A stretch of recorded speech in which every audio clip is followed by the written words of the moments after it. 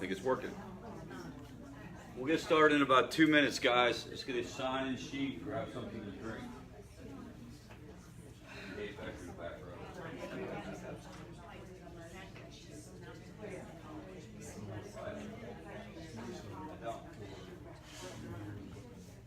What do you think of Lance?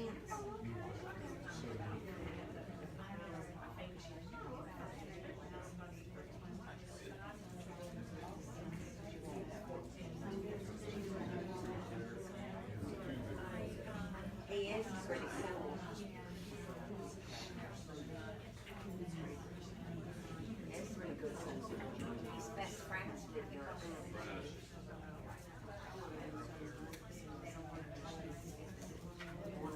We go Christmas shopping together. Go to the movies and stuff. Go out to eat. That's our Christmas shopping. Chip Smith, Flavor Flav. I was talking to Facebook. Yes. Can't imagine you were doing that. All right, guys, we can get started. If someone can someone shut these doors? I'm going to pass this sign-in sheet around. If you now, I think that there's a section. There is not a section to indicate whether or not you want the email sent to you. If you want the email, just write email next to it, or newsletter. Newsletter. We have a newsletter. That if you give us your email, we'll try to get you on the list and get it out. Sometimes people don't write clearly, so we get bounces. So make sure you write clearly, and hopefully you don't have a really complicated email. All right. So my name is Rich Jones. I'm the CEO here at Favor Greenville. I know a lot of folks in the room. Real quick, if you haven't been here before, this is your first time. This is kind of who I am professionally. I've been doing this for about 18 years. I'm a therapist and primarily worked in a lot of different clinical settings, doing things like inpatient rehab, outpatient mental health. Actually did a lot of outpatient mental health with this kind of thing that was called dual diagnosis. Back in the day, it used to be called dual diagnosis. It's now called co-occurring disorders.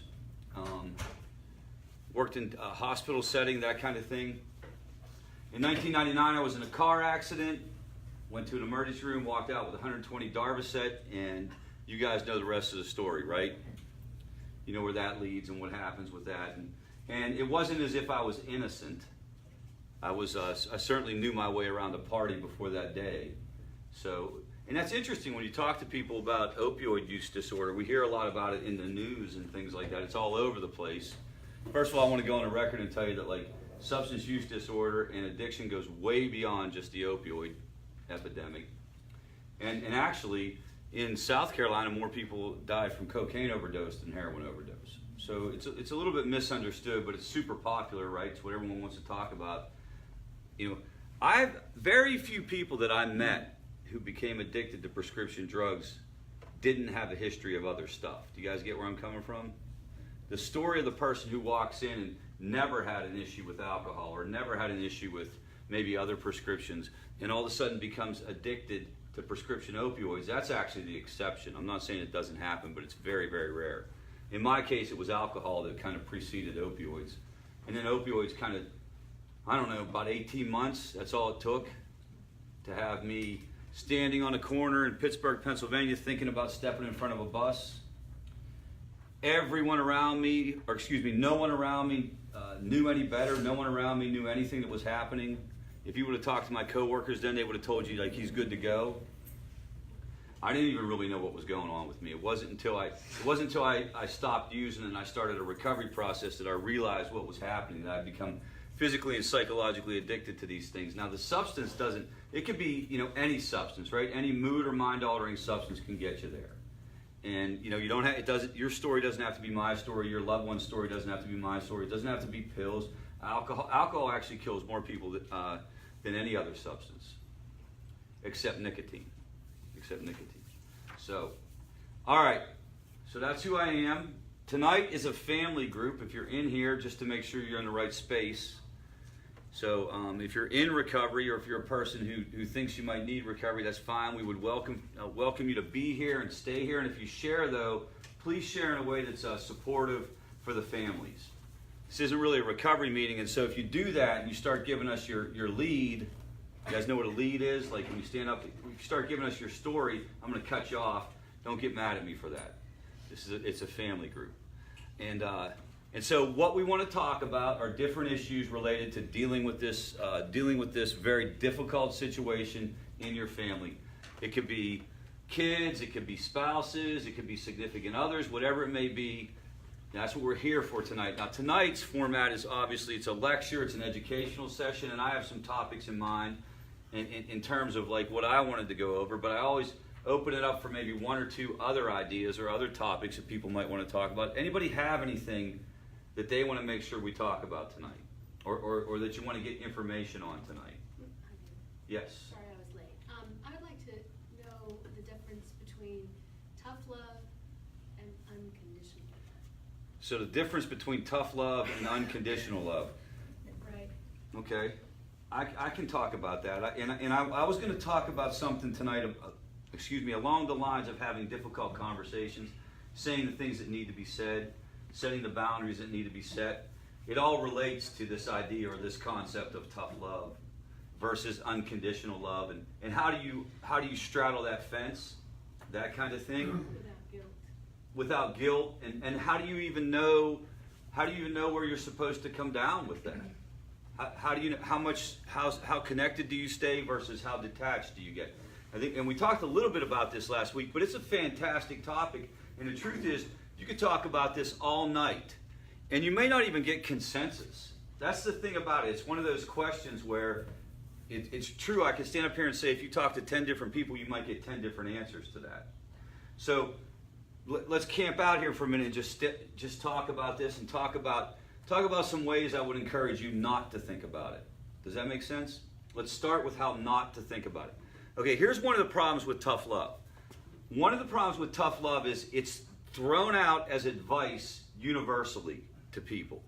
You'll go different places, or you'll talk to a therapist, or you'll be at a workshop, or you'll be at a group, and they don't even necessarily know your story, and they don't even necessarily know who you're dealing with, but there's sort of like this blanket statement of you got to practice tough love.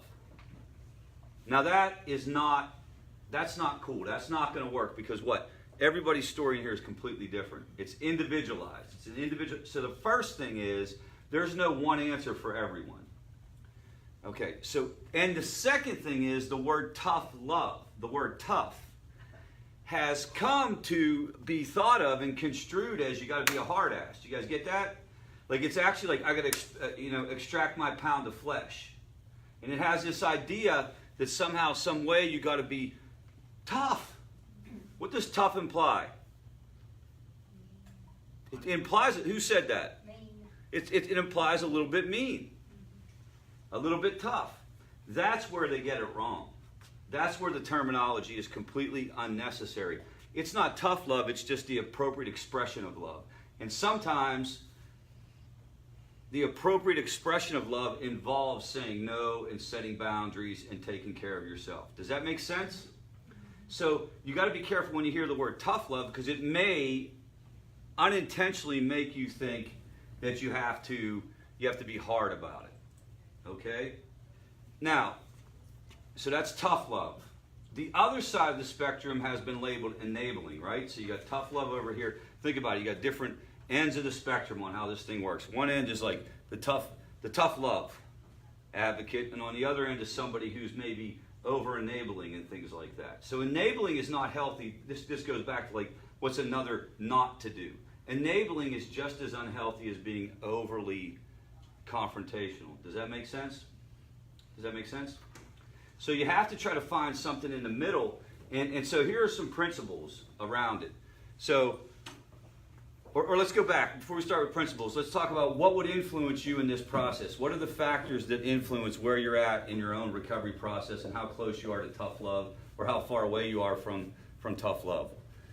One would be how long you're dealing with this. I think we talked about this last week. If you've been dealing with this for a while, you're likely to be moving toward a space that has been labeled tough love. Now again, whether we use that term or not, that's up to you. But do you guys get that space? You've been through it. Let's say you've been through it 5 times, 10 times. Let's say you've been told the person has told you I'm done, I'm never gonna do this again 73 times. And it keeps happening over and over again. You're much more likely to be there than the person who's just starting this journey. So that, and if you're there, it's probably going to be easier. What do I mean by easier? It's probably going to be more tolerable for you to go ahead and set hard boundaries. I'm going to talk a little bit tonight about boundaries, but that's when a person, I talked to a person today on the phone, and they were just clearly fed up. They were done. And I can usually tell when a person's ready to go there. You can tell it in their voice. You can tell it by the way they talk. They sort of have a certain level of resignation about them, a certain level of acceptance. They've been dealing with this for 20 years, and that's it, I'm done. He's going to have to leave. He cannot come back. And if he comes back, I'm getting a restraining order. That kind of stuff. And when they say it, you believe it, just by the way they're saying it. Other times you hear the person say it, you kind of know they're not done because they're just early on in this process. But I don't think if you practice boundaries or what has been labeled tough love, I don't think that means you're not practicing unconditional love. Do you guys get that? I don't think there's a difference.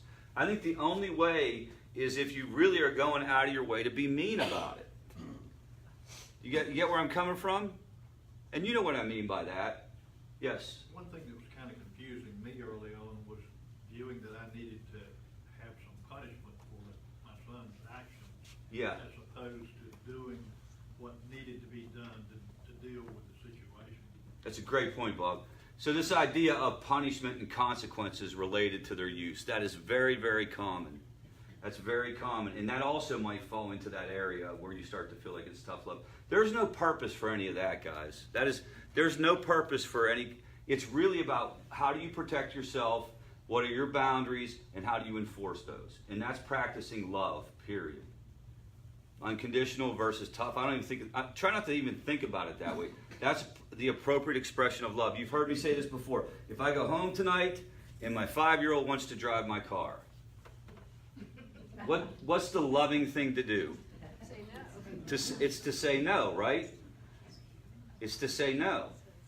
But I should say it just in a way that's matter of fact and kind of like, not really get into the drama. And it's not about, I can't believe that you're doing this. And what a little knucklehead 5-year-old kid. What are you on, 5-year-old kid? That kind of thing. Just say it. Here are my expectations. You're not driving the car. Obviously, an extreme example, but you could apply it to situations you're in. Be careful where you start to think like, is it enabling? Is it unconditional love? Is it tough love? You start labeling things, and then you start thinking you have to live up to some kind of expectation because it has some kind of label on it, right? And then if I'm practicing tough love, I better do it right. And if I'm going to be tough about it, well, let's be tough about it. Don't even think about it that way. What do you need to do for yourself in this situation? What are the boundaries you need to set? And how do I start to take steps toward doing that? I'm going to talk a little bit about that tonight, but did you want to say something else? So the unconditional part of that, you're directing towards me. I need to love myself unconditionally enough to set the boundaries that protect me. Is that what I'm hearing correctly? I'm also, yes, that's for sure. But on the other side, by setting the boundaries and performing the acts of discipline and tough love, I'm loving. That's what I believe. Okay. I believe that. I don't know if you guys could hear, but by performing the action of tough love, you're actually expressing it's the appropriate expression of love toward the other person. Because what are you doing? You're now saying, I'm not going to be part of this. Right. I love you enough to have this very difficult conversation. I love you enough to feel like crap at the end of this conversation. And therefore, you cannot fill in the blank, whatever it is. And that's what that's all about. But again, the word tough can get you twisted because the word tough implies mean. It implies hard. Just remove that word and just be thinking, I'm just gonna try to do my best to appropriately express two things. Appropriately express your love for the person, but also appropriately express your love for yourself. Where are you at in this process? How much of this have you taken? How long has this been going on? it's not fair for you to live a lower quality of life. It's not fair for you to struggle with this burden for 20, 30, 40 years, right? That's where you start to think. But none of it has to wind up in a fight. None of it has to wind up in a fight. Yes? I don't think you have to choose between the two. Yeah. You know, we've had this problem for well over 25 years with our son. He knows, and we tell him that we love him unconditionally. That just means we will always love him. Yeah. It doesn't mean that he can do whatever he wants. And it was, you know, I talked about this before, Rich, but it was a pretty amazing transition. Once we had the discussion with him, he just said, look, you have the right to make your own life, but we choose not to participate in it. Yeah. In anything that is not directly leading towards recovery. Right. And amazingly, he said, I understand. Yeah. And now we have this relationship where it's not combative. And, you know, a couple of weeks ago, he was fired up about something and he started using language I didn't like. And I just said, you know, I really don't want to have this conversation, so I'll talk to you later. Yeah. And I hung up. Yeah, that's good. That's good. That's And the next awesome. day, Yeah. he called up and apologized. Yeah. You know? So Yeah. I don't think you have to choose between the two. You just have to manage. You don't have to choose between the two, and we don't even want you choosing between the two. You don't even have to label them anything different. But if I can say one thing that popped in my mind while we were talking, so in most cases, I believe you're going to be able to communicate your boundaries to the other person. It may not be right when they're in the middle of being under the influence. You have to pick and choose your opportunities for the conversation, but you should be able to express your boundaries toward the other one, toward your loved one. There are some cases where the person could be so out of control. What do I mean? Violent, threatening violence, stealing things, just completely out of control to the point where the only way that the boundaries are going to get expressed is through the police or through an intervention. And I'm going to talk one more time about interventions, but you guys get that part. I'm going to talk tonight about this thing called crucial conversations and how do you have a difficult conversation. But that presupposes that the person can actually, hear you out. And we have to know that addiction, by definition, complete loss of control, complete irrationality. So sometimes the only boundaries you can set are external boundaries where you call the police. Does everyone understand that? And if you're in a situation where someone's threatening you, if you're in a situation where someone's threatening to kill themselves or out of control, that's your only choice. And that would actually be the beginning of setting boundaries, the beginning of doing something different. Yes, ma'am. Do you think it's worthwhile, Michelle helped me and we've got the boundaries. Is it worthwhile for me to get her to sign them? The question was, is it worthwhile to get people to sign boundaries? And my answer is overwhelmingly no. No. Nope. Won't make any difference. Won't make any difference. I mean, unless you just think your child just happens to be, drawn into that and somehow would go for it. I don't. You can do it. It might not hurt anything, but it's not going to make the difference. What's going to make the difference is if you keep the boundaries simple. So here's a couple points right off the bat before we even get into conversations. When it comes to figuring out what your boundaries are, you don't want to do 10 or 15 boundaries at once, right? You really should focus on one thing. No drugs. No drugs would be an example. No drugs. You cannot be using drugs if you're living here. I'm just making that last part up. You cannot be using drugs if you're living here. It doesn't have to be you cannot be using drugs if you're living here, and I want you to be back in school by the fall, and I want your room cleaned every day, and you need to quit swearing, and you need to quit playing Grand Theft Auto. All that, you don't need to do that. It's just, you're not using drugs if you're living here. That kind of thing. The most important parts are that you mean what you say what you mean, but don't say it mean. So you know clearly that that's your boundary, and you're 100% sure that that's where you're at with it. You're not wavering at all. And then, No drugs and 2 meetings a week. if that's where you're at, yes. And then you say it because you're sure you're there, and you communicate it clearly to the person, and then you have to follow through on it. You guys get that? It's that simple. But you don't even say it out loud if you're not sure you can follow through.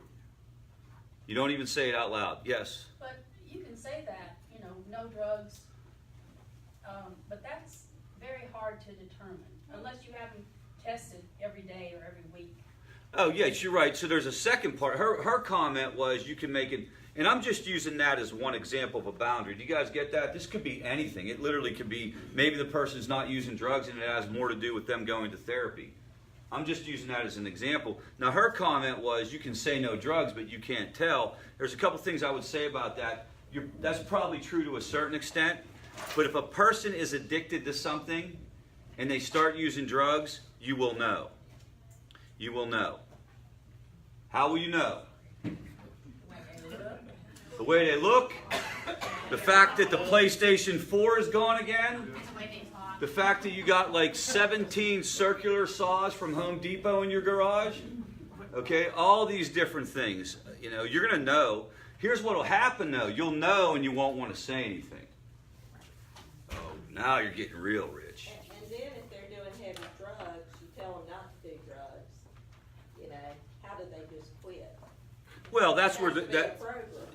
yeah, there has to be a program. But this is where her comment was, you know, you can make that statement, but how do they get it done? That may be another part of a different conversation around boundaries. Do you guys understand that? It's a multi-tiered kind of like process. One is you can't use drugs when you're in our house. And then the second would be, and in order for me to be confident that you're not, I need you to go to meetings 3 times a week or every day of the week. You guys get that? And that's where we can help you with that actual framework. We can offer you suggestions. And understand that these are suggestions, guys. These aren't instructions. Do you understand? Like, we're not telling you have to do it this way, but if you call our hotline, you'll get a coach, and they will tell you, here's an idea that you could try, or here's a way of going about it. But again, you would have to figure that out, and you'd have to think, does this make sense for my family? Does this make sense for my loved one? And you're likely to have different experiences based on who you're dealing with, so you can't compare yourself to someone else either.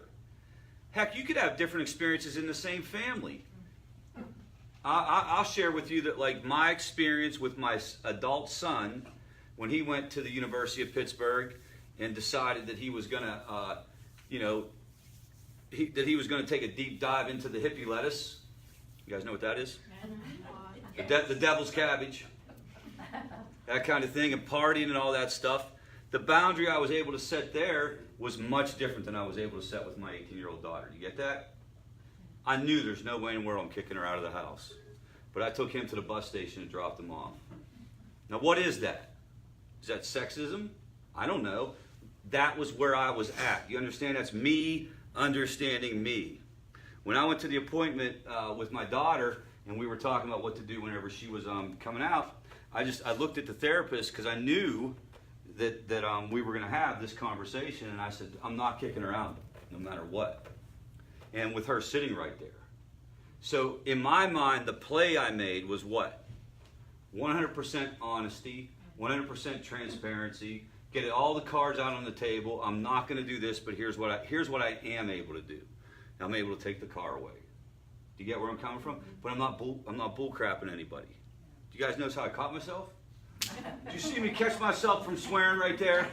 This is a working on area. Thank you very much. Thank you very much. Thank you. Much improvement. So I think that point and that simple concept of knowing yourself and knowing exactly what you can do and clearly thinking it out in your mind and then communicating it to the person is, it sounds too simple, guys. It sounds like there should be a better, more, complex, kind of intelligent thing to say, but there isn't. It's really, truly that simple. What happens is people get ahead of themselves. They get caught up in all these other things, and they start talking about stuff that may or may not happen. They start arguing about stuff that may or may not happen. Did someone have their hand up, Linda? Well, I've been coming here, almost 4 years, and every time I came, I learned something, and when I got confident enough to do that, or, one of the suggestions I got out of the meeting, I would know that I'm confident now, and I can do that. Yeah. So it was an itty bitty step by step until I got where I could make those decisions. Yes. And be confident in what I was doing. That's right. So I'm saying what to do with an intervention. So I'm using the word intervention. Let's think of this word intervention very broadly. You know, what I'm talking about here is that this could be calling the police. This could be, letting their spouse know what's going on. This is an intervention in the process. Do you guys get where I'm coming from? And what do you need to do? What do you need to have going on in order to do an intervention? What do you need to have going on in order to blow this thing up? Do you guys get where I'm coming from? Okay, so that's usually done when the situation is relatively serious. Now, everybody's situation here may be serious. That may be what brings you here. What do I mean by serious? The specific substance might have something to do with it.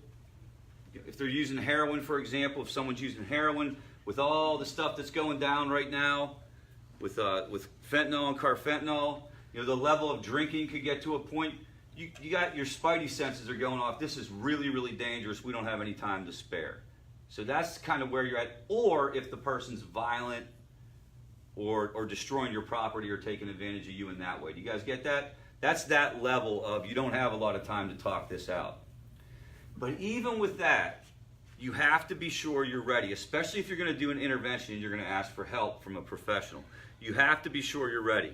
We talked about this last week. Most people take care of this by the cost. That's how they know whether families are ready. Does that make sense? When you call, they say it's X number of dollars, and if you say yes, there's an assumption that you're given, that you got skin in the game, you're ready to do it.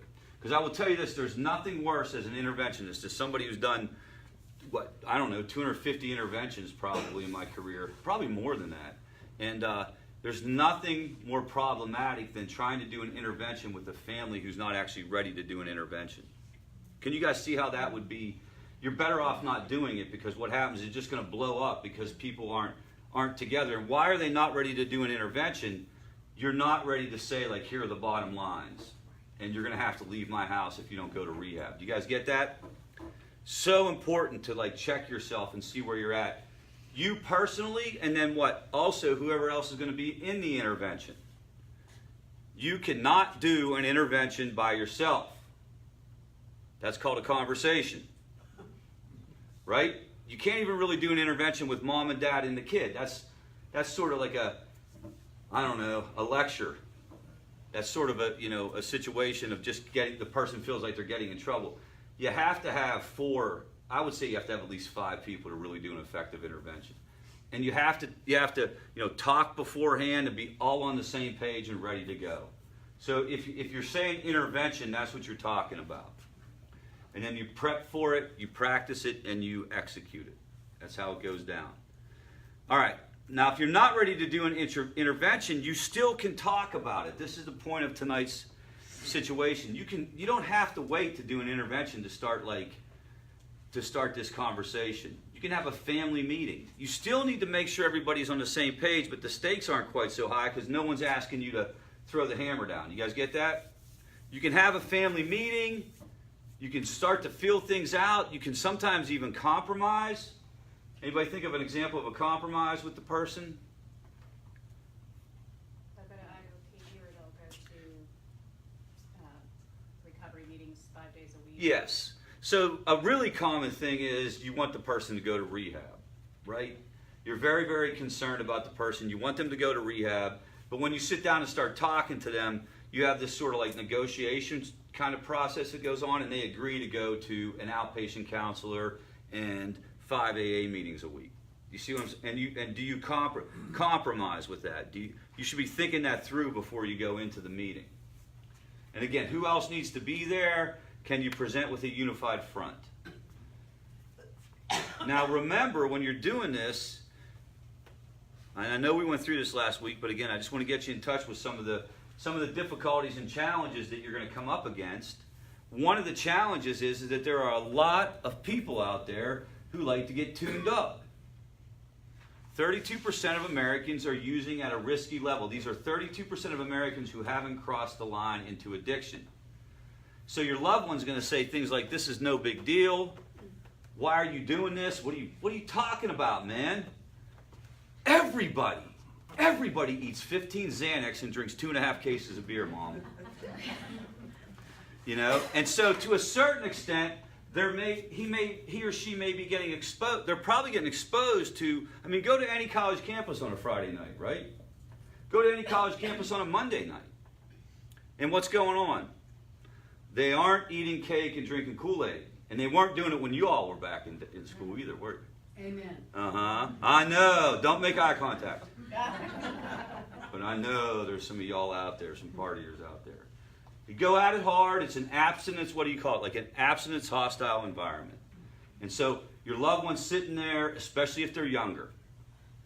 You know, this is no big deal. Why are you overreacting? This is why it's so important to have all your ducks in a row before you go into this conversation. Because the person, I can speak for myself.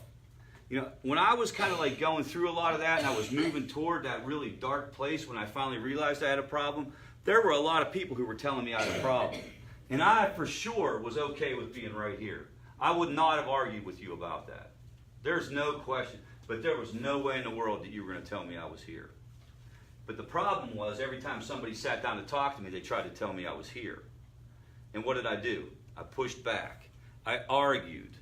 I justified. You guys know this term? I went into this denial process. And while I went into denial and my loved ones around me said, you are doing this and you are doing that, and how could you?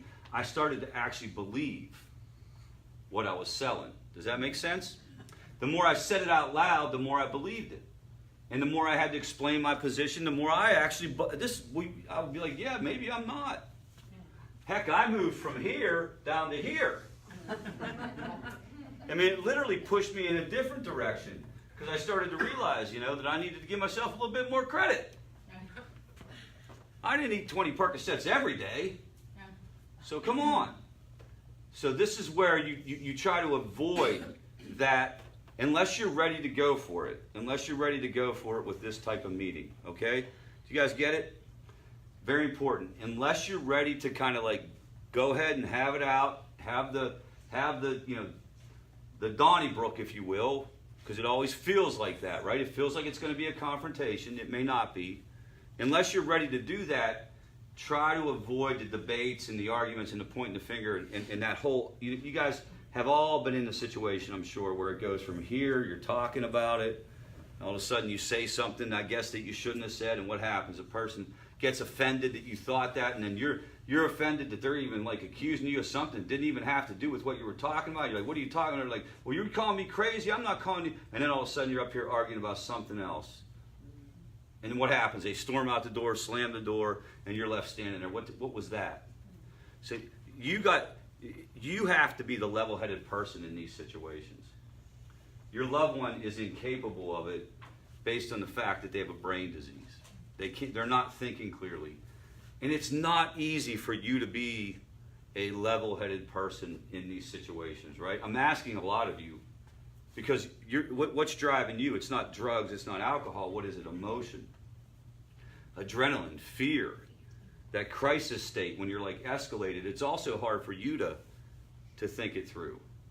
So you have to start thinking, what calms you down? How do you go from a 9 on the scale 1 to 10 down to a 6 or a 4 where you can actually have a good conversation? Does anybody and how do you know how to do that? Well, think about other settings where you may be able to do it. Like the workplace always comes up whenever I talk about this. Like some people are really good dealing with crisis in the workplace. They think with their rational mind. They don't let their emotional mind run the show. Does that make sense? So that's what you would want to do. That's how you would want to be able to approach this, whatever skills you use. Does anyone have any suggestions on how to de-escalate or come down whenever you're in the middle of the confrontation or the middle of the situation? Lower your voice. Certainly your tone of voice. What calms you down internally? So here's a couple pointers. If at all possible, do not confront the person when they are under the influence, regardless of what the drug is. Now, if it's alcohol, it's almost impossible to have a conversation with somebody who's under the influence of alcohol. That's the grand irony of my life. I cannot deal with talking to drunk people. It used to be that's all I wanted to do was talk to drunk people. Circular conversation, say the same thing over and over again. None of it makes any sense. You know, that's going to be very hard. Try to put the conversation off, away from the immediate crisis. If you have to get it stabilized, like if you think the person is in danger, that's not time for an intervention. That's time for what? EMS or something. Put it off. Let them go to sleep. You're not letting them get away with anything. You're not going to accomplish anything when they walk in the door at 2 o'clock in the morning and you confront them. Nothing good is going to come out of that.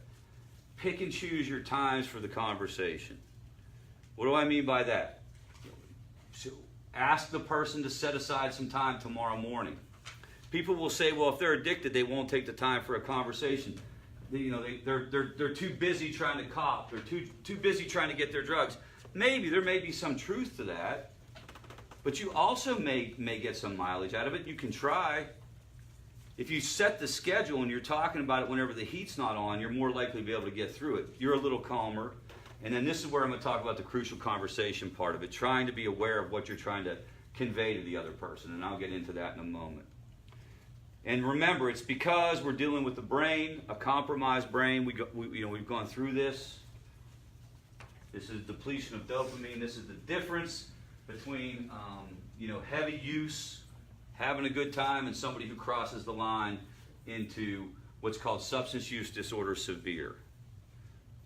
The production of dopamine, which is a neurotransmitter, is shut off because we've been flooding our brain by putting these external chemicals in our body. Put this stuff in our body we shouldn't be putting in our body. It floods our brain over and over and over again. And eventually, the production of dopamine gets shut off because too much dopamine is dangerous. The brain is in a constant state of seeking homeostasis or equilibrium, and so it shuts it off.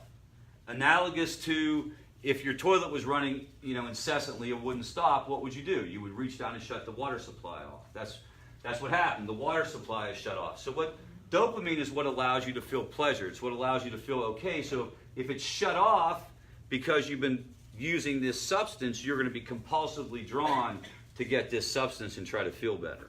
That's where all the irrational behavior comes from. That's where all the head scratching behavior comes from. And there are other issues involved with this too, guys. People can have co-occurring mental health issues, right? They can have some serious co-occurring mental health. They can have trauma.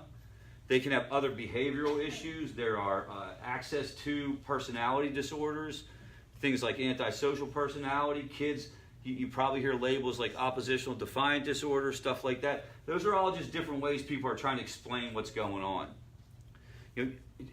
It's important to know what you're dealing with in terms of those labels, but it's more important for you to know the person you're dealing with and be thinking like, is there even any chance I can get through here? Have I had this? If you've had the same conversation 50 times, it's probably not time for number 51. That's where the boundaries start to come in, most likely. The good news is that you come back online. So this is just with cocaine. So this is what it should look like. This is day 1. Oh, this is 10 days in recovery. This is 100 days in recovery. Okay? So the good news is that the light starts flickering. And then you recover. So it's not a permanent condition. Very good. So what gets in the way of having these conversations? What gets in the way? We talked about this last week, and I was really thinking about this after we got done with the group. Or we talked about this one maybe 2 weeks ago. This whole idea of, what is it that keeps people from taking action? And I cannot get off the idea that it's fear. Real or perceived. Do you get where I'm coming from? Either real, live fear of what's going to happen or perception of what you think is going to happen is probably the main thing that keeps most people from taking action around boundaries. Would you guys agree with that? Yeah. And the reason for that is that everything goes through this filter. Your experiences that you have on any given day go through the filter of your life experiences. So what is it about addiction that makes this particularly difficult? You are repetitively exposed. Repetitively. It isn't a one-time event. It isn't like your kid got in a car accident one time and now you're worried about him driving. It isn't like your husband overdosed one time, it isn't like your husband got attacked by some animal one time. What is it like? It's every day. There's a life-threatening situation. Am I right? Or it could be. If it gets up there, it could be like that. Every week there's an incident. What's it like living with a person who's in active addiction? It's a full-time job, am I right? It's a full-time job. There was a book written, it was called the 36-hour day. The 36-hour day, and it was about living with a person in active addiction. That the families get so exhausted and so strung out and so overwhelmed because you're just constantly trying to figure it out. And that's no wonder you overreact or you react to every one of these situations in the worst possible case scenario. So if all of a sudden your loved one stops going to meetings and you start calling his sponsor or you start calling his coach, it's probably not because you're codependent. It's probably because you're just stricken by fear. You're just 100% afraid of what's going to happen because of your past experiences. So, and this is where you would want to become aware of this and how this is influencing you. And what do? So there's power in recognition. There's power in awareness. There's power. If you're going into a conversation, okay, and you know that fear is kind of like running the show, you want to be aware of that. You want to be prepared for that feeling, because what? If you're prepared for it, you can try to ride it out instead of changing your tune. Does that make sense? Instead of just going in and being on automatic pilot and getting. How many people have gone into a situation wanting to say something? Here's what we're going to do. You're not getting the car. I'm taking the car.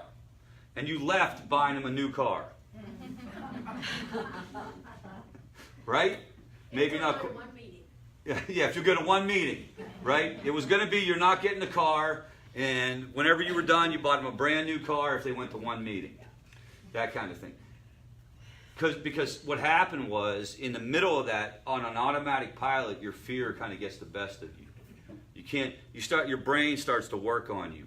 This stuff starts to happen. You can't tolerate that. And to a certain extent, you make a decision that I'll tolerate this intolerable behavior because I can't deal with it. It's like the devil I know versus the devil I don't know. So I go ahead and I ignore it. And you're going to go through a natural process with this, guys. And you're going to swing back and forth on this, and you got to give yourself a break if that's where you're at. You're not going to do this perfectly. You aren't going to do this perfectly. And there are a lot of other things that lead, especially today, there are a lot of other things that lead and decrease our likelihood on falling through with boundaries. Anybody want to take a shot at what some of those things are? Well, technology and constant connection isn't necessarily a good thing. Because now we can freak the hell out if they don't return a text in 3 minutes. Right? We're back in the day when I left the house, back in 1986, when men were men and parties were parties. And I left the house with my freaking MC Hammer pants and my mullet. And went out to kill some ladies that night, do a little dancing. My mom didn't know where I was. And if I didn't come home that night, there was no way for her to check. She could maybe call some houses. We had landlines then. How many people remember landlines? She couldn't call my cell phone. I did it again. My cell phone is right there. I just started looking for my cell phone again. She couldn't call my cell phone. She had no way. She was literally at the mercy of the universe. This is where prayer was the only option that my mom had. I've heard of some stories where they basically got in the car and drove around and they were sort of looking for us and stuff like that. And I also heard of some stories where they called local police and they called hospital systems and stuff like that. But that's about it. That's about it. So is constant connection good? Probably in some ways, but it's going to increase your level of fear. What else is going to increase your level of fear? The constant exposure to and this is a good thing and a bad thing as well, the constant exposure to the news around all these issues, and everything is always falling apart. Always falling apart. And you have those messages that are also coming into your awareness. Other things are your own personal experience with this. If you've heard other people who've dealt with this. If you've known people where the results weren't good, right? That's going to influence. You see where I'm coming from? Maybe you've had this in your own family. Maybe you have a parent yourself who didn't get better. That's going to keep you from making a move. you got to do your inventory on this, and you got to work through this, because you got to find out, why is this pushing my buttons so much? Because if you don't work through that foundation, the conversation becomes so much more difficult. Remember, the conversation is to what? Keep it simple, focus on a boundary, clearly know what the boundary is, communicate it, and follow through. It's that simple. Mean what you say what you mean, but don't say it mean. And so, let me do something here real quick. How do I... All right, so let's talk about what a crucial conversation is. So, there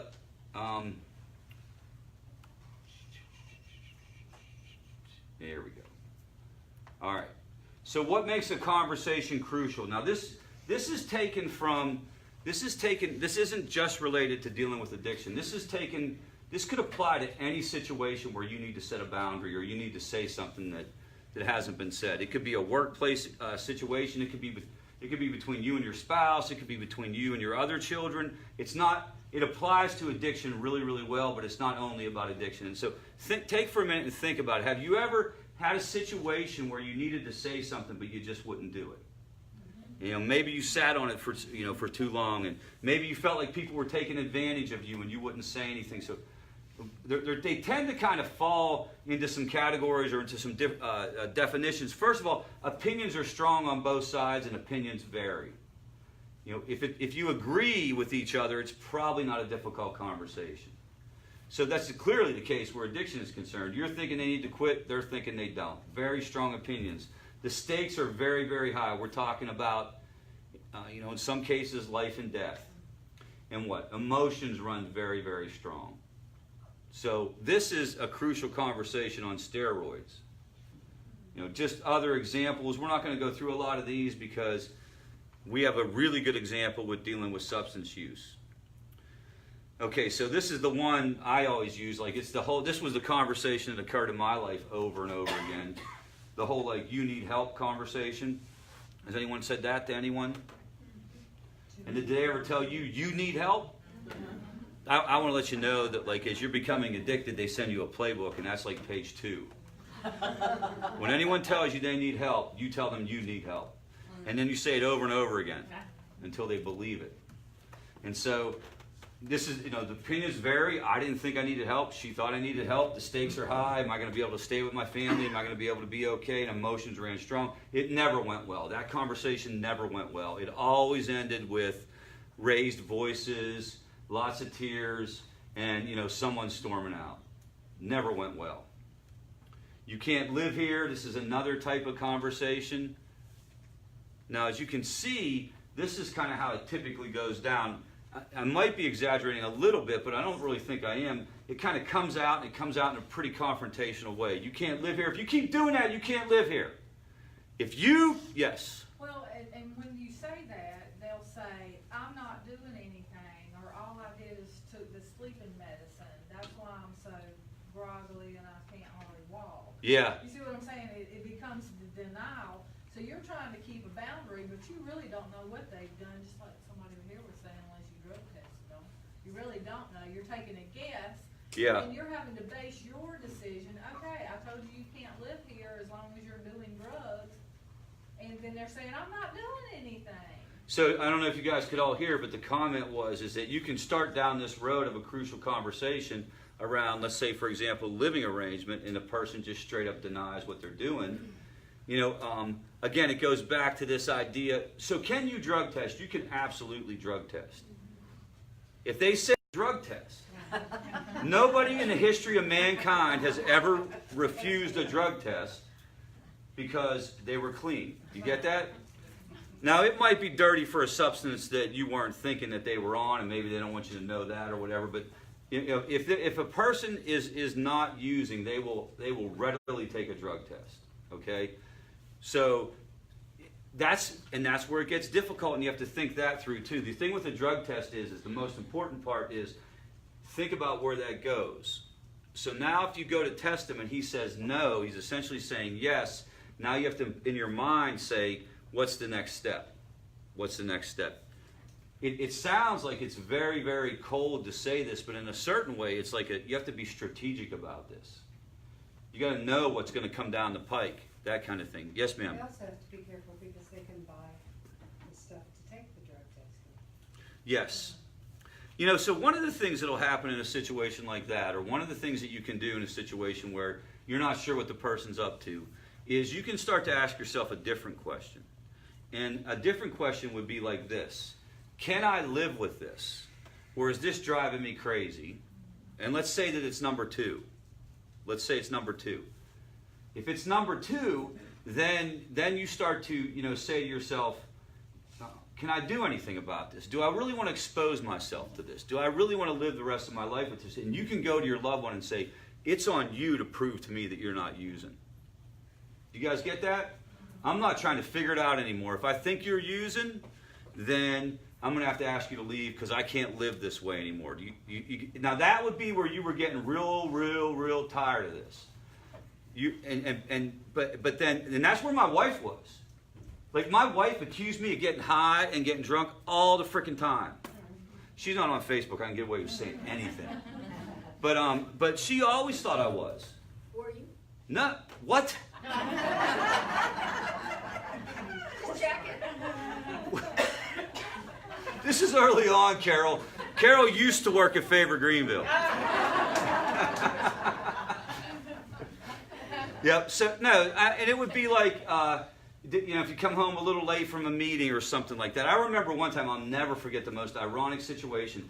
Back in the day when I was going to meetings, they were smoking meetings. They were all, and what would happen is it would be like, this half of the room was non-smoking, and there were like this half of the room was smoking. There'd be like 4 chairs that were non-smoking. So you would go and you would smell like cigarettes every time you came home. One time I went to a meeting that was non-smoking, and I didn't smell like cigarettes when I came home. So she thought I was out getting high because it was a difference. It was a difference in the routine. But here was the thing: she was at a point where she was going to think whatever she wanted, and I needed to prove her wrong. Do you follow me? It was guilty until proven innocent, not innocent until proven guilty.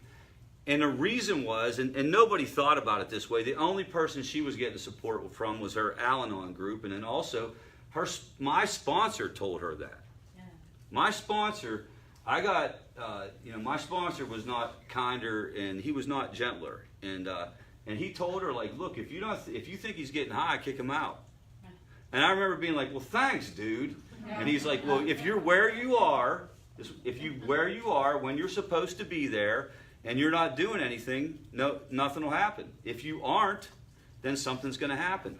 Now you'd have to get there in that process. I'm not suggesting you go home and do that, but I'm saying, like, boundaries are all about you and what you need to have a healthy life. And if what you need to have a healthy life is to not have your son in your house so that you're freaking out all the time, that's something that you can consider. You know, and again, what feeds into that? Probably how long you've been dealing with it. How long has it been going on? How tired are you of this whole situation? You know, with a younger person, you can probably tolerate it a little bit longer. But that's also individual. Did you have your hand up? Yeah, we went to an addiction specialist, and my son went to counseling on Tuesday. We've only been dealing with this for a little over 2 weeks. Okay. And he tested negative. He was positive when we picked him up Wednesday night. Yeah. My husband went to a hotel, got him cleaned up, got him a haircut the next day, got him food, we changed his clothes. I mean, he couldn't even stand up. Yeah. Before. And his girlfriend called and said he's using drugs. I'm scared of him. And we went and picked him up. Yeah. He didn't want to come. It took an hour and a half talking to him, get him in the car, saying, well, my husband took him to the hotel. The next day he went to counseling, tested negative for everything. Yeah, did anyone go in the bathroom with him? Yeah. Okay. It was an addiction specialist. Okay. Okay, cool. He tested negative for everything. And he's like, see, I'm not using. He said the addiction specialist said, the counselor said he was high as a kite. Yeah, so there are things off the, and it's yeah. He didn't know he was going to be drug tested, and he said, I may not. So her comment is that it, you know, clearly was under the was high and tested clean. So there are definitely things that are off the 10-panel drug test. Yeah. You know, there's a legal drug out there called kratom that would be an example of this. It's an opioid kind of effect, that kind of thing. So he could be taking things that aren't going to come up on that panel. We have no idea what he's taking. So he, but again, as you work your way through this, you start to come back to yourself as much as you can, saying, like, what can I deal with and what can I not deal with? What can I deal with and what can I not deal with? What am I okay with? What you're trying to weigh it out, and you have a right with an adult. Now, if it's a child, you have to take care of them. But with an adult, you have a right to ask them to not live at your house if they play the music too loud. Do you get it? Like, you don't have to justify it. Unless they're paying the bills there, you do not have to justify why you're asking a person to leave. You've just got to make sure that you're ready to do that at this time. Because remember, when you ask the person to leave, your mind's going to go to this space where what? Oh, he's going to leave, and he's going to go down the street, and he's going to go live with George, and we know George is using, and once he gets to George's, Billy's going to come over, and he's going to be in that whole freaking, all that stuff that you think, you got to work through it before you say it. And that's what we would hope you would start to think about while you're here. That's what you would start to think about. What am I willing to do? What do I want? What do I need to do? Where am I at in this process? That kind of thing. How do you look at that? So one of the things, I said this last week, so if you can get a person engaged in recovery, in some type of recovery, even if they're going and they're getting over on a drug test, I always suggest that you ride that out for a little while. Because what you want to have happen is you want something to happen between that person and a counselor, or you want something to happen between that person and a recovery community. So, most of us get recovery against our own will. Does that make sense? None of us go to recovery. It's not like, wow, it's Wednesday. Freaking phenomenal day today. I think I'm going to go to rehab. It's not like that. It's under duress. Somebody's going to kick us out. We're going to lose our job. The parole officer's coming. And we kind of go and we accidentally catch recovery. So that's why, when you're in a situation, and again, you have to make your own call on this, but when you're in a situation where you feel like there's some positive momentum, sometimes we recommend that maybe you ride that out. Maybe he goes and an addiction specialist is able to get some mileage that mom and dad can't. Yeah, he didn't tell us that he knew he was high. Yeah. In front of him. No, I just mean in general, because you're going to... They got a relationship. Yeah, you're going to have this constant kind of questioning in your mind, what should we do next? What should we do next? Can you guys relate to that? That definitely exists, right? This ever-present kind of like hamster wheel in your mind. All right, so what do you need to do? How do we usually handle them? We avoid them, or we face them and handle them poorly, or we face them and handle them well.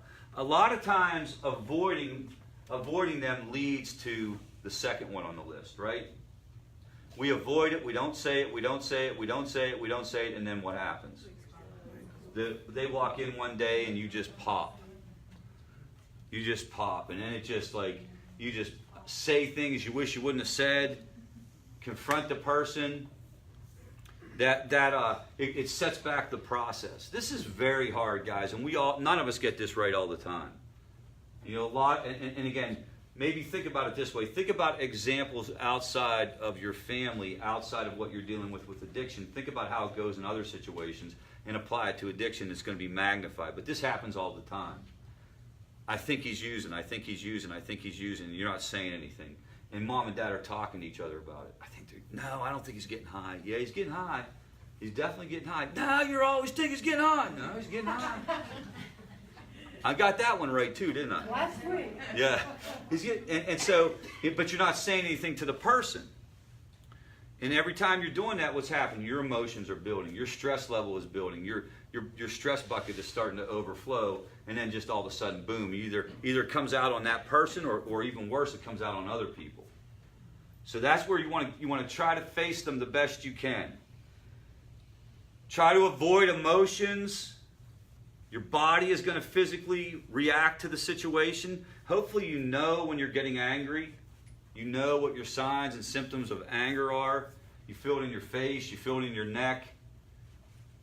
Maybe the fact that you just punched the wall might indicate something's up. Whatever it is, pay attention to yourself. Act in self-defeating ways. What about, I want to go back to this real quick. It's not up here, but I wanted to talk about it real quick. What about the way we say things versus the content? The messenger versus the message. Two people can say the exact same thing and get two different results. So what are the factors that are involved there? Use I statements instead of. Certainly, the way you say it, I statements. Also, tone of voice has a lot to do with it. Body language. Your body language. The words you start off with, like, honey, I know that, blah, blah, or whatever you're. Yeah. Call them by their first name. Yeah. Say it in, like, real personal. kind of Yeah. thing. I think it brings it down a little. So just exactly. And also the way you say things. And some people are not aware of the way that they're being perceived by the people around them. And if a person perceives that you just insulted them or accused them, listen for a minute, because maybe you did. So the sentence, I don't think you used today. Okay? Carol, I don't think you used today. Right. Versus, Carol, I don't think you used today. What's the difference? What's the second one saying? What did I just say in the second one? You did well, yeah, but you and now all of a sudden, like, boom, we're cranking it up again when we're trying to avoid that. So self-awareness, how do you come across? And again, try to look at how it goes in other situations. This is this idea of the Johari window. Johari window, and what you're looking for is your blind spot. Are there any behaviors you have in communicating with other people that everyone else knows about, but you're not aware of it yourself? Getting feedback, paying attention. So someone who's sarcastic would really fall into that category. They may not even be aware that they're sarcastic. What this is that this is a way of seeing ourselves in the world. It was developed by two psychologists, one named Joe and one named Harry. So it's called Johari window. That's not a joke. That's really true.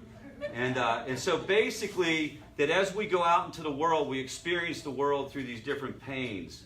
And one is what is known by others about us, and what we know about ourselves. That's called the open pane. That's, you guys know stuff about me. You know I'm married. You know, if you see me right on a board, you know I'm left-handed. I shared tonight that I was a therapist. I shared tonight that I'm in recovery. We all know it. The second one right below that is unknown by others. This is what only you have. This is your secrets, the stuff that you don't tell anybody. The other one is our Freudian stuff, our subconscious drives that no one knows. It's not aware of me. You're not aware of it either. And the one that we talk about a lot is your blind spot. What everyone else knows about you, but you do not know about yourself. And where communication is concerned, that could become very, very important. That could become very important. And so how do you get that? You'd have to ask for feedback from people. Or you'd have to see if there's any patterns in your life.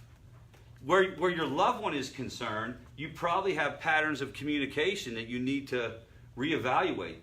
I'm suspecting if you're here, you've been frustrated with probably the way communication has gone. You'd have to start trying different things. You may even ask, how can I say this different? One of the challenges is this idea. So we've been told for years, everything about addiction, the message that we get is that the person is a liar, a cheater, a thief, a manipulator, a no-good, rotten scumbag, until, they come in to recovery or treatment or whatever it is, and whatever recovery looks, and mends their ways, and they're no longer a sinner, and they go on to a happy outcome. That message has been sent to all of us in this room by everyone in the world. That's what the movies tell us. That's what unintentionally a lot of professionals will tell us. That's what us in recovery do. That's how we talk about ourselves. You want to get that out of your head. That does no good. What it does is it gets you reacting from a position of defensiveness. You're looking for the wrong thing. You're looking for the person to do something wrong. Well, don't do that, Rich. You can't do that. You can't okay their BS. I'm not telling you to buy anybody a car. I'm not telling you to pay the rent. I'm simply telling you that, listen to the person the same way you would anyone else in any given situation, unless they're abusing you. Do you follow me? And what do I mean by abuse? I don't mean just physical or verbal abuse. I mean emotional abuse. Emotional abuse is like when they do that badgering thing. You know what I'm talking about? With the relentless pursuit of the money, the relentless pursuit of the substance or whatever it is. That you don't play into that. You shut the door on that. But other normal conversations, you're allowed to hear the person out, and you're also allowed to tell them good job. But do you get that? Do you understand those categories that you don't want to play with? Physical threats, physical abuse, punching holes in walls, stealing your property, taking your stuff, that verbal stuff that people do when they yell at you, they try to intimidate you. There's no communication. You're shutting the door and you're cutting that off. And if it's repetitive, you got to get the person away from you. And then the third is what some people label like emotional abuse or emotional manipulation or whatever you want to call it. Like it's just continuous questions and badgering and guilt and information, and you got to give me this, and can I get that? I got to get this money. Come on, I haven't eaten for 4 days, and whatever it might be. I just brought you a pizza right now, but I didn't eat that pizza that you saw me eating. So do you guys get that? Okay. All right. So let's see what else we got here. And this is just a little bit about perspective and trying to keep a perspective on the situation and how we tell ourselves stories about what's going to happen. You know, how something goes down and we have our own version of reality based on our own past experiences, and we're not all going to see the same situation the same way. And this is very important when you're working in a family. This is very important to acknowledge. And the best example I can give you is if mom and dad are both dealing with an addicted son or daughter. This is the best example. You do not have to see it exactly the same way, and it's highly unlikely that you will. Something can go down. Let's say that the person comes in and maybe it looks like he's under the influence. One person may say, I was definitely, the other one will say, no. It's okay to have differing opinions. What you have to agree on is what's the boundary and what's the message we're sending to this person when we go talk to them. Do you guys get that?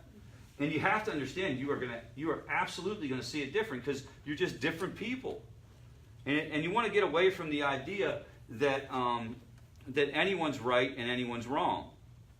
So this is a good example of different perspectives. Some of you may have seen this exercise. So don't say anything. Just look at it. And okay, so just by a show of hands, how many people see a duck? Does anybody see a bunny?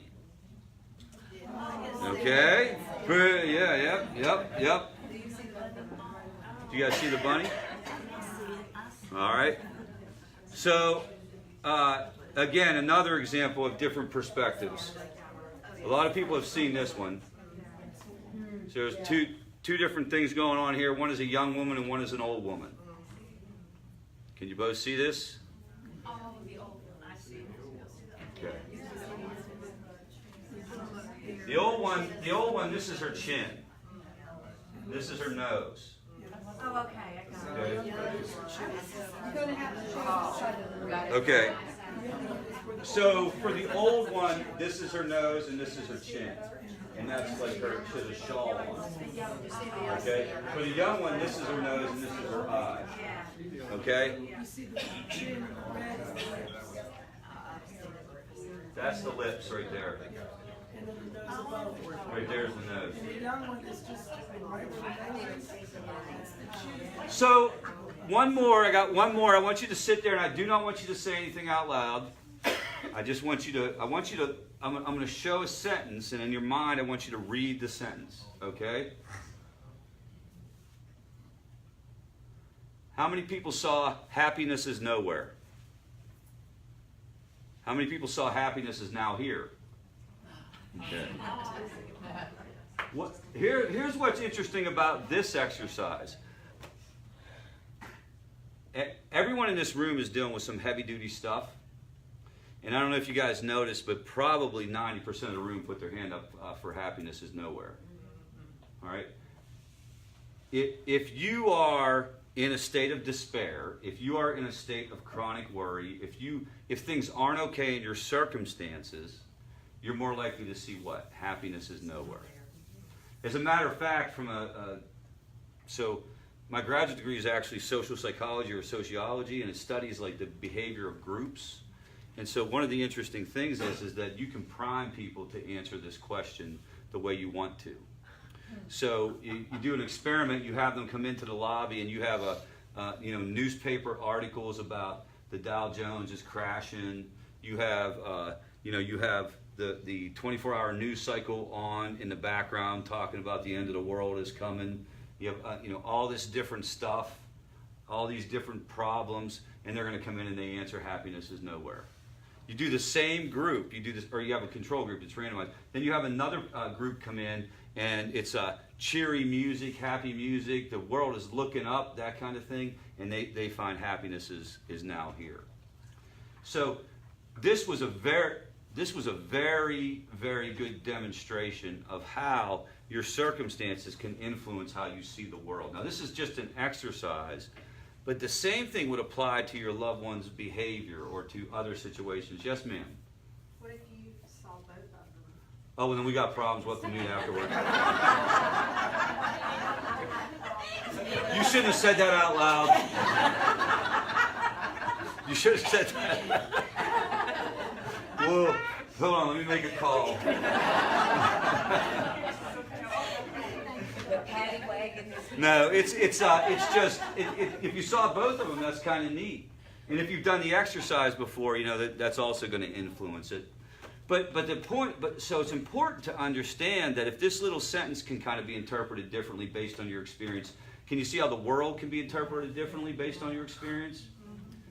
And also that there's probably going to be a tendency, and it's very understandable, very, very understandable. It's probably going to be a tendency for you to react to situations with the cup half empty because of what you're dealing with. You're predisposed. And so it's important to be aware of that so that you can try to correct that. So that you can kind of like try to reel yourself in. You don't want to walk around in the situations. And I'll give you an example, a really good example why. And this isn't the only example, but let's say you have other kids. Let's say that you're dealing with a son or daughter who has addiction and you have other children. And you're walking around and happiness is nowhere, is getting clicked in everywhere. Do you see how that can be problematic? And how you have to work on not seeing the rest of the world through the lens of your situation with your loved one. This is probably one of the most important things you can do for your own recovery, is to work on that. You are allowed to be happy. Allow yourself the possibility that things are going to be okay and you're allowed to be happy. And try to walk in, especially when you're doing other interactions or maybe when you're at work or whatever it might be, especially when you're disengaged from the situation and the person. Try to walk into that with an ability to kind of recognize, oh, here I go, I want to try to back off and I want to try to see this differently. And you're probably going to have to make yourself do that. I went through, a lot, guys. I went through a lot with my daughter, and then I went through, even more than I ever thought I would want to with my son, with my 5-year-old son. And, it was very, very hard for anyone to kind of tell me that I was not supposed to look at the world like the world was awful. I thought he was going to die. I mean, as true as I'm standing here, it wasn't an exaggeration for me to think when I was driving from Campobello to Pittsburgh, Pennsylvania, that my son was going to die. And that was a possibility at that point in time. So, I go there, he's at the hospital, I have no sleep, and I kind of go to the hospital and everything, and it looks like things are going okay, but he's still laying there, and he's in a drug-induced coma. And, it's just horrible, watching this go down. But then I got to leave there and go pick my other 3 kids up. And my other 3 kids are 11, 9, and 7. So they have a little understanding of what's up, but they've never had an ambulance rush out to the house and take their brother, and rush him to a hospital before. So they also don't know what's going on. So now I have to try to the best of my ability in a very imperfect way to do what? Step back from that situation and go and just do whatever we would normally do. Whatever that is at that time. Do you get that? And that was a very pronounced situation that I was dealing with at that time. It was very clear. Here he is in the hospital. obviously I was very aware of it, so it might not be the best example, but because you guys aren't dealing with that, you're dealing with it on an ongoing basis, but it's still the same type of exercise. And how do you do it? I mean, I will tell you the truth. Like, the only way you do it, and I'll tell you this, if you try this, I think it'll work. If you've had this experience where you feel like you can't be present for your other children or other people in your life, go in there, and on the way to whatever it is, say, I'm going to give this a half an hour of my full attention. I'm only going to give it 30 minutes of my full attention, and if it doesn't work, I'm going to go retreat to that recliner and be miserable the rest of the day. You follow me? And if you give it 30 minutes of your full attention, what will happen is you will get caught up in the experience with the people, and it'll carry the day. And what will happen is you'll literally be like, oh, shit, I haven't been worrying. I forgot to worry. And then when you do that, remind yourself not to worry. But you get it? But you're going to have to, you're literally going to have to make yourself do that. If you go if you just walk in there and you're not intentional about it, your brain's going to take you to all that stuff that you're dealing with. All the unresolved issues, all the questions. And so you're going to have to compartmentalize. You're going to have to compartmentalize. You're going to have to, this is the issue that you're dealing with when you're at the hospital, Rich. This is the issue that you're dealing with whenever you're, and nobody does it perfect. Linda? I think men can do that better than women. Probably. Probably. You're probably right. Linda just made an incredibly sexist comment. Only because I'm a mother. She just said that she thinks men can compartmentalize better than women. I would disagree on that. Okay. Yeah, because when my husband was in the hospital, I still had to go home and be there for my kids. I might cry all the way home, but when I got What about where your kids are concerned, though? And I do pretty good. Yeah. Because it's my daughter and then I have an older son. Yeah. And he told me the other day, you're doing really good, Mom. Yeah. Compartmentalizing is just another way of saying stay present in the moment. But it's this idea of attend to the task and the situation you have in front of you, do the best you can with it, and try not to be thinking about the other thing in the rear view mirror. Now, that doesn't mean when you're not done with that you don't go take a 2-hour shower and cry. Right. So, all right, so let's go to a couple other things, guys, because we got 15 minutes, and let's just go to some of the techniques, and let's go over some stuff. All right, so just real quick on some other common things that happen and things that you want to watch out for when it comes to thinking errors and what you can get in trouble with. There's just, and these are common thinking errors when you talk to people across the globe. Human beings tend to have these 8 to 10 similar reactions to bad situations. One is called black and white thinking, all or nothing thinking. Everything is what? Either wonderful or everything is horrible. Okay, so some people fall into that. A mental filter. You only notice the bad stuff. You're conditioned to catch the bad stuff. Jumping to conclusions is a good one, right? Because some of you in here are mind readers. And you know exactly what the person's thinking. Emotional reasoning, that's whenever you go with your feelings rather than evaluating. We talked about labeling already and the dangers with labeling. Overgeneralizing, this is where you take your experience with one situation or one person, or maybe a person that you've known that was in addiction, or something you heard about somebody in addiction, you apply it to everybody in addiction. That kind of thing. Disqualifying the positive. Catastrophizing is an interesting one. This is it's automatic worst case scenario, whatever the situation is. So, your boss, you're walking out the door on a Friday afternoon, you're about to leave, and he says, hey, Rich, I want to see you on Monday morning first thing. So I spend the whole weekend sure that I'm going to get fired. That's catastrophizing, okay? The shoulds and the must, I should be doing more, I must be doing more. And then personalization is it's all about me, I did this. This may not apply to you, but these are some common things that you might be dealing with. Remember, the challenge here is to recognize, confront, and work through your automatic thinking. The majority of our thoughts are automatic. They're survival, they're quick, that you're not evaluating. And if you don't pay attention to your triggers and you don't pay attention to the things that get you anxiety ridden or fear based, they're going to get the best of you.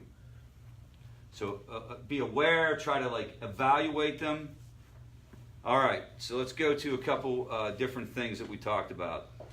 Breathing exercises, meditation, prayer.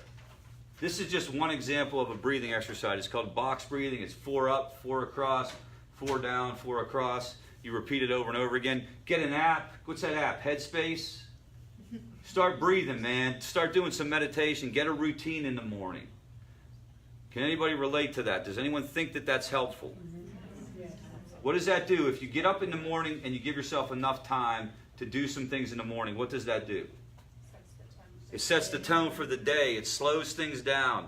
What's it like when you get up late and you got to rush out the door and you're already stressed out and worried to begin with, you know? And then you're on the worst stretch of road on the globe, from the GSP exit to the Greenville exit where you get off. It is like it's engineered to cause problems. It's a feat of engineering. It's the only interstate in the world where it'll cause people to be going 75 miles per hour and slam their brakes on for no reason. All right. We talked about perception. All right, so this idea of trying to focus on positive emotions, or this word savoring, this has been studied a lot. And so I think we talked last week about, and I just mentioned it right now, but we talked last week more about our tendency as human beings to notice bad things. Not just related to addiction, but in general. It kept us alive. It keeps us alive. And we've lived, it's only been recent. Like Joe Rogan said, it's only been 3 people ago where we all were just dying at 35. It was a very unsafe world, not that long ago. Not that many generations ago. So we're not used to being okay, so now we look for danger in everything. And we overreact, and we notice the negative. We have to work on noticing the positive. And the term is savoring. So how can you do savoring? A lot of this stuff you guys know, and it's the wisdom of our grandparents, it's the wisdom of people before us. An example of savoring that people would do is a scrapbook. A scrapbook of memories. It's not, if you look at a scrapbook, I'm not saying it's always the case, but it tends to be good stuff. Am I right? Yeah. It tends to be good stuff. And what's that all about? That's a family kind of tradition of, if you watch somebody looking through a photo album, my mom has gazillions of photo albums. That's her jam. That's her thing. And if you watch somebody going through a photo album, what kind of look do they have on their face when they're going through a photo album? Usually. They're smiling. What's going on? They're re-experiencing and they're savoring that positive experience. Because what's in a photo album? It's usually a birthday party. It's also usually it's also usually the picture from the good part of the birthday party, right? Like they don't have the picture of me and my uncle getting in a fight in the corner. It's only the picture of like everybody blowing out the candles. They don't have a picture of us like duking it out in the corner. So it's only the good stuff. And you smile and you laugh and you have a good time. Here's what's interesting. Think about this. We have a scrapbook right there in our phone. So what if you, and some people would say do it with 1 picture, I would say do it with 5. Make the first 5 pictures, 10 pictures in your camera roll, your scrapbook. Go take some pictures of your kids, take some pictures of your dogs, take some pictures of places you like to go, and wing through those things at different times during the day. You have a scrapbook in your hand. Be real intentional. Get the first 10 pictures to be your 10 favorite pictures. Does this make sense? Mm-hmm. And then just skim through that thing, and you're doing a version of savoring. Here's what happens when you look at a positive emotion, guys. It's not like you see the picture and you're seeing it as if it's a movie. You actually literally re-experience the emotion of, that's what's encoded in your brain. I don't know if we've talked about memory processing and how the brain stores information. The brain doesn't store pictures. The brain stores the entire experience. This is why smells will trigger past experiences in people. It's why music will trigger past experiences. It's why certain touch will trigger past experiences. So when you're looking at a positive experience, a positive picture, you're actually going to experience the positive emotion. And what you're doing is you're trying to build that up in yourself. You're trying to, savor. And there's also this idea of a snowball effect, and where like positive emotions beget positive emotions. So all of a sudden, it's kind of like the law of attraction. All of a sudden, there's like some positive experiences that start coming your way. So 5 good pictures, that kind of thing. A gratitude journal would be another example of this. Sometimes it's just as simple as just paying attention and being really, really aware of, the good stuff. Thinking about it, reflecting on it. Talking about it. Maybe you talk to somebody that you trust. Talk to somebody who knows the situation. Anybody have any other suggestions on building on positive emotions? We talked about 3 good things, right? We talked about that last week. And 5 good pictures. Scroll through that. Do you know that it's smart when you... Yes? I think being around people who are positive helps too. Yes. Yeah, what about that? You've got to be around positive people. You got to be. So we'd like to think that Favor Greenville, if you've ever been here at noon or really any time, that Favor Greenville is the most positive place on the face of the earth. That you're not going to walk in here and it's going to be like, oh, recovery. Gone to a meeting. So, and all the other things that go along with that, laughter, complimenting one another, telling each other good job. And it's very, very hard when you're in the middle of the crisis. I get it. It's very hard. And you're not going to do all of these. No one's going to do all of these, and no one's going to be a bundle of joy all the time. It's just little things that you could do along the way to try to make it, a little bit better. Worry and stress, we could talk about worry and we have in here talked about it during a whole entire lecture series.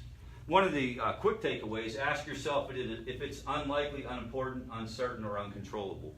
And if the answer to any of those are yes, let it go. Distraction seems to be a big common theme where worry is concerned. Find something to do. Keep moving. Focus on mental games. Get engaged in other things. All right. Let's see.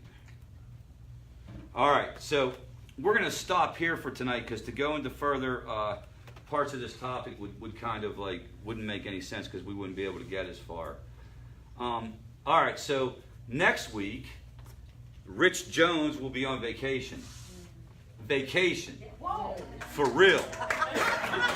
Not like I'm not working, call me if you need anything. This is like, do not call me unless it's death or dismemberment. Actually, well, I don't know. We'll think about that. So I didn't ask Carol if she could do the group. Carol might be able to help out. Michelle Hanner will help out. However you guys need to do that. I'll be back the following Monday, and we will resume the lecture series. Remember, if you want to check these out, you got to go to my Facebook page. There's a couple different ways to get to these family lectures and other educational lectures that I have on there. One is my personal Facebook page. If the friend thing is maxed out, sometimes it is. People jump. Just follow me. There's a follow button. That'll give you access to them. Or you could go on recoverycartel.com and the family link up top. All the videos are there as well. And there's archive videos on there. Different groups. I think I've been putting these things up for about 18 months now. It's recovery. Cartel. recoverycartel.com. Yeah, like cartel, like the drug cartel, except with recovery. Because we're ruthless. And any other questions or thoughts? Fantastic. All right, so if we can get a moment of silence for those still suffering with this disease, followed by the serenity prayer. God, grant me the serenity to accept the things I cannot change, the courage to change the things I can, and the wisdom to know the difference. All right. Amen. Amen. Get it done.